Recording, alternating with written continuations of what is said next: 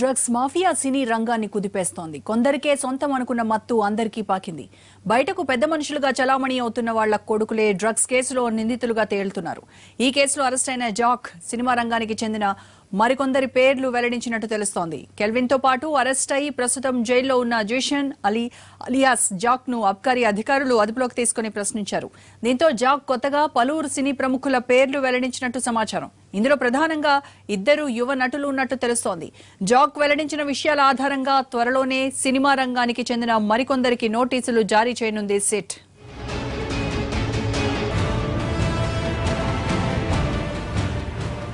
Kelvin వ్యవహారం తెలుగు సినీ పరిశ్రమను అతలాకుతలం చేస్తోంది.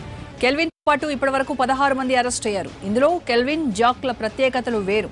కెల్విన్ ఎల్ఎస్డీ సరఫరాలు ఆరితేరితే జాక్ మాత్రం కొకైన్ సరఫరా చేస్తుంటాడు. సినీ పరిశ్రమలో ప్రస్తుతం విచారణకు హాజరవుతున్న 12 మంది కెల్విన్ ద్వారా ఎల్ఎస్డీ పొందినట్లు ఆరోపణలు ఎదుర్కొంటున్నవారే. కెల్విన్ విచారణ, ఫోన్ల నుంచి వెలికి తీసిన సమాచారం ఆధారంగా 12 మందికి నోటీసులు ఇవ్వడమే కాక వారిని విచారించేందుకు కూడా దాన్ని వాడుకుంటున్నారు. ఈ విచారణ ఆగస్టు 2 వరకు జరగనుంది. ఇప్పుడిక అబ్కారీ అధికారులు జాక్ పై దృష్టి సారించారు. అతనితో పాటు అరెస్ట్ అయిన నో విలియమ్స్ ను కోర్టు అనుమతితో అదుపులోకి తీసుకుని విచారించారు. అంతకు ముందే జాక్ ఫోన్ ను విశ్లేషించి విలువైన సమాచారం సేకరించి పెట్టుకున్నారు. కెల్విన్ మాదిరిగానే జాక్ వాట్సాప్ గ్రూపుల ద్వారా మత్తుమందుల కొనుగోలుదారులతో సంభాషణలు జరిపినట్లు గుర్తించారు. ఈ జాబితాలో ఇద్దరు యువ నటులు ఉన్నట్లు సిట్ అధికారులు గుర్తించారు.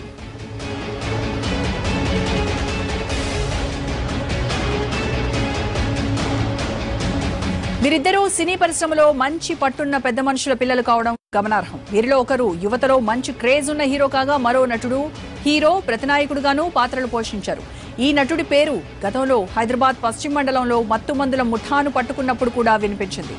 ఆ కేసుల దర్యాప్తు ముందుకు సాగపోవడంతో బతికి బయటపడ్డాడనే వాదన ప్రచారంలో ఉంది. వీరితో పాటు ఇంకా కొంతమంది సినీ పరిశ్రమకు చెందిన వారి పేర్లు కూడా జాక్ వెల్లడించినట్లు సమాచారం. అతని వాంగ్మూలంతో పాటు కొన్ని సాంకేతిక ఆధారాలు ఇప్పటికే సేకరించిన అధికారులు వచ్చే వారం మరో దఫా నోటీసులు జారీ చేసేందుకు సన్నాహాలు చేస్తున్నట్టు తెలుస్తోంది.